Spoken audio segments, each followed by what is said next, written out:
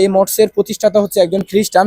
তবে এইখানে লেখা নাই যে এখানে ধর্ম বিষয়ক আলোচনা হবে, কারিগরি শিক্ষা বাদে ধর্ম বিষয়ক আলোচনা হবে, এরকম কিছুই মঠসে লেখা নাই।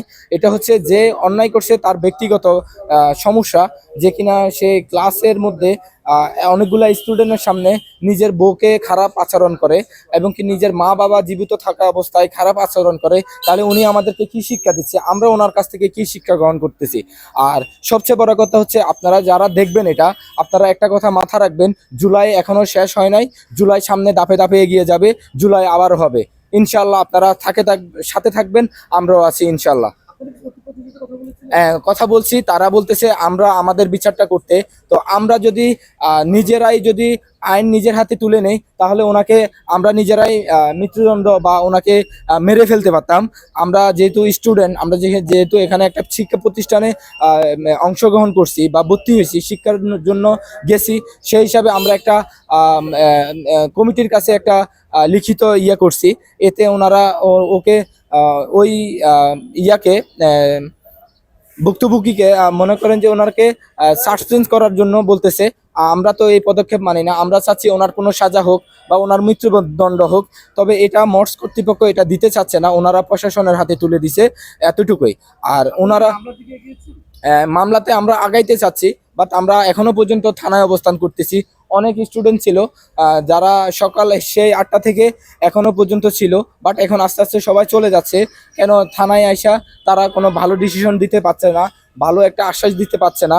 মঠস থেকে যখন নিয়ে আসছে, তারা 200 পুলিশ প্রটোকল দিয়ে ওনাকে নিয়ে আসছে জামাই আদর করে। বাট আমাদেরকে ওই মঠসের ভিতরে যে আশ্বাস দিছে, থানায় আসা সেই আশ্বাসটা ওনারা প্রত্যাহার করতেছে। আশ্বাস দিয়েছে যে তারা সুস্থ বিচার করবে। তারা আসার সাথে সাথে যে অন্যায় করছে তাকে মিডিয়ার প্রটোকলে, মিডিয়ার মাধ্যমে তার স্বীকারোক্তি গ্রহণ করবে, দেশবাসীকে জানাবে যে সে ইসলাম বিরোধী করছে, সে নাস্তিকের মতো কাজ করছে, তাকে মিডিয়ার সামনে বক্তৃতা দেওয়ার জন্য করবে। কিন্তু সেটা করে নাই, তারা তাদের মতো করে তারা রাইখা দিছে।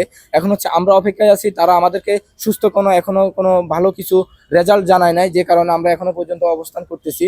তো দেখি ইনশাল্লাহ আরো কতক্ষণ অপেক্ষা করে দেখি, যদি না হয় পরবর্তী রবিবার, শুক্র শনি বন্ধ সরকারি, রবিবার ইনশাল্লাহ আমরা মঠসের সকল শিক্ষার্থী এই থানায় আসা, আমরা পুলিশ এসআই যারা আছে সিনিয়র পার্সন যারা নিয়ে আসছে, তাদের কিছু ভিডিও প্রুফ আমরা রাখছি, তাদের কাছ থেকে আমরা বাকি যে টপিক বা বাকি যে কথা সেটা আমরা গ্রহণ করব।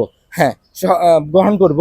তো আজকের মতো এখানে শেষ, বা 5টার পরে, বিকাল 5টার পরে হয়তো মামলা নিবে না। তো আমরা যথেষ্ট পরিমাণ চেষ্টা করছি আজকে মামলাটা দেওয়ার জন্য।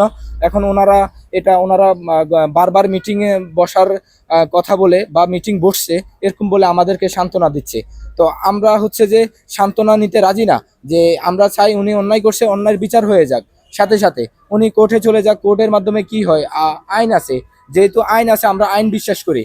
হ্যাঁ, যদি শরিয়া আইন থাকতো তাহলে আমরা ওনাকে সাথে সাথে গদ্দান উড়াই দিতাম, গদ্দান উড়াই দিয়ে আমরা নিজেই ওনার মৃত্যুদণ্ডের আসামি হয়ে যাইতাম। আমরা স্বীকার করতাম যে উনি ইসলাম বিরোধী করছে, এজন্য গদ্দান উড়াই দিছি, আমরাই খুন করছি ওনারে।